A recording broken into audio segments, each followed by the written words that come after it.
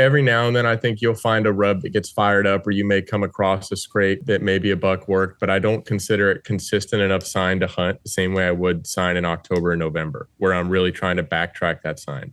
The biggest telltale for me is I'm looking for footprints.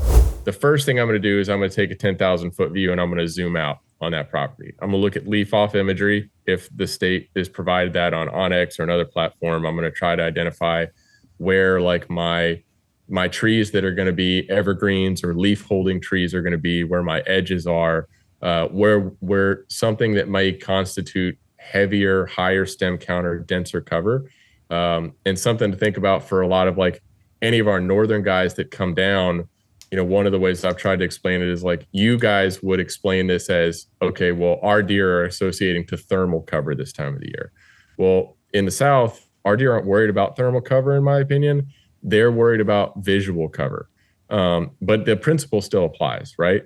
So like the same things that would equate to thermal cover can apply to that, because it's usually evergreens, it's beech trees, it's these trees that hold their leaves longer, high stem count areas that those deer can get into. So the first thing I'm going to do is I'm going to look at the map. I'm going to take that 10,000 foot view and I'm going to try to determine like where on, whether it's the public or the surrounding properties, and it's usually the surrounding properties that are providing the best food sources for the doe groups, because they're going to be bedded in conjunction to those food sources and traveling to and from point A to point B. Most public, in my opinion, now I'm not saying everywhere, because you guys in Alabama do a great job. Your state has a lot of food plots planted, but here our state doesn't do a lot with food plots on the public. So most of our deer are transient through the public. They're eating and living on private, transitioning through the public, or living on the public and transitioning to private. So by looking at like the property from a 10,000 foot view and saying, okay, where are my access points for people? Where are the most likely places that those deer saw pressure? And then what is the gnarliest cover that they could be residing in at this point that relates to food, water, and security? Then I'm going to go check that. And it's great if I see a rub or sign in there, but it's even more important that I'm finding big tracks. I could care less if there's big sign there, if there's big tracks there. And then I'm going to start hanging cameras, and I'm going to try to like hone in on that spot based on what those tracks are telling me he's doing coming from point A to point B. A lot of times in late season, it works in Alabama too. I think it's going to be dependent upon the landscape that people hunt in. But for me, a lot of the times I'm hunting in more open terrain, river bottom. It's usually getting a little bit more wet. We're seeing some rain, so things are damp. So I'm looking at creek crossings. I'm looking at heavy trails. I'm looking at, I'm going and bumping into security cover, bumping some deer out, and then looking like, okay, am I cutting tracks in here? Because that's the reality of it, right? It's like you can't guarantee that he's in a specific area at that stage of the season without finding something that says, hey, he was actually here. Like, yeah, scrape is good and a rub is good. You might find a rub that's like, you may find a hammer sized rub that will indicate that there are mature deer that use the property, but you could spend all of your late season hunting a ghost, by doing that, so you really need to hone in on finding, in my opinion, a big track and heavily traveled areas that come in and out of obvious and to an extent impenetrable, like security cover that for all intents and purposes gives him the advantage significantly more than yourself. Yeah. Like a lot more. Me and Jacob are fighting over questions. I got one. Listen, you can take it. It's a very simple question. Well, I got a simple question. Okay. When it comes to that dense cover that you're talking about, are you looking for cover that is not only like really dense and is a visual obstruction, but cover that also is like slam full of browse, like cover that is also food? That's a good question. So not necessarily, and I think that this is kind of like this is kind of one of those things. I think a lot of people, you read a lot of articles online. I can't remember, Jake. I think Jake and I were talking about this before you got on the call, Andrew, but I can't remember if you heard or not. There's a lot of misconceptions in what I think our deer prioritize in late season, because everybody associates late season to like deer are so run down that they're hammering food to survive the winter. It's like, well, it's really not that cold.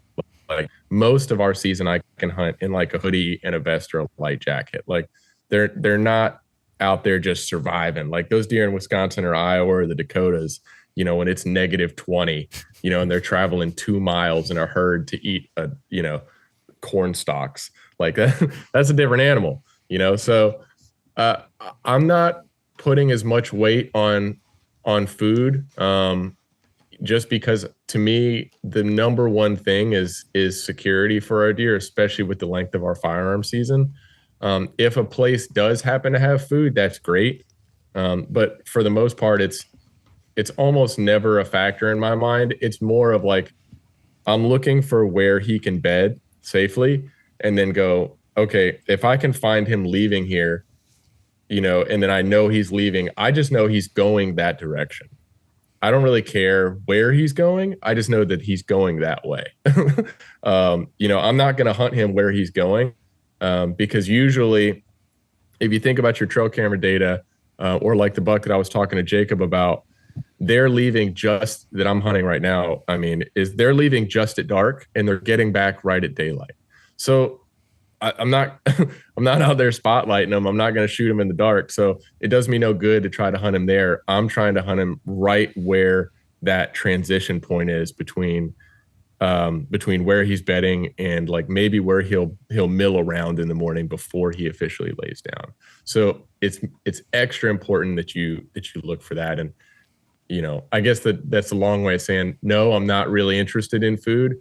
And I think part of that is because food is so readily available in the Southeast, whether we think it is or not. Like they can eat a lot of the stuff that's out there. Now you might get a spot like a big national forest where it's a little further, here or there. But I think our deer can eat a ton, especially where that butts up to like neighborhoods or housing developments or, somebody's daisies and, or whatever, like, or if you've got big cattle pastures and ag fields, like you do around a lot of Southern Alabama's public, like that stuff down there, those deer are just they'll just move their way to that. They're just going to get there. They may only feed there for 45 minutes and then start working their way back. But, that's not where I'm going to kill them. I was going to ask you a little bit more about specifically late season food sources, things that would get your attention that like a buck would potentially travel to. But as you mentioned, like focusing on the food is not as important for you because a lot of times it's not even necessarily on the public, or maybe it's something they're browsing on public, but it's not necessarily like you got food plots or late dropping acorns or anything like that. One thing you mentioned that really kind of caught my attention is cover that gives that deer so much of an advantage is a disadvantage for the hunter. Like it makes it very hard for you to hunt. And just some general thought process or general thought on that. What are different examples that you've experienced across maybe the Southeast that would be examples of, a type of cover to give people an idea of what you're talking about? Because one thing that comes to me is like a 5, 6, 7-year-old pine thicket that like is impenetrable to walk into. It might be 10 acres in size, it might be 100 acres, but there's browse and everything inside there, and he can kind of mill around in there before he ever jumps out to go hit a destination food source, and you might not even get an opportunity. But that's the first thing that comes to mind based off, a lot of our experiences. But what were some examples maybe you would have? So for me, my favorite stuff to hunt is anything that's wet, because it's just, it's, if you think about, I almost think about it like I try to, and this saying has probably been like, beat to death. But, you got to think about it like if you were being hunted, right? So if you were being hunted for 3 months straight, if you think about like just either the land that you own or the house that you own, and you knew that every day you woke up, somebody was coming in there to look for you. Like as the season got on, it's almost like when you're a kid and you play hide and seek as a kid and you play it all the time, there's always that spot, right? There's that spot that you can go to and you'll probably win, or you'll be close to winning. You're always there. It's like, maybe it's like behind the HVAC unit or something. I don't know, some weird place in your house. So that's the same principle that those bucks are doing, in my opinion, is they're getting pressured all season long, and they're going to hone in on that spot. That's like the spot within the spot within the spot And then they're only going to leave in a way that gives them the highest level of security. So for me, the best way to find that is to look for things that give them, one, the wind advantage. So usually I find them in those in places where it's very difficult to approach them from the right wind.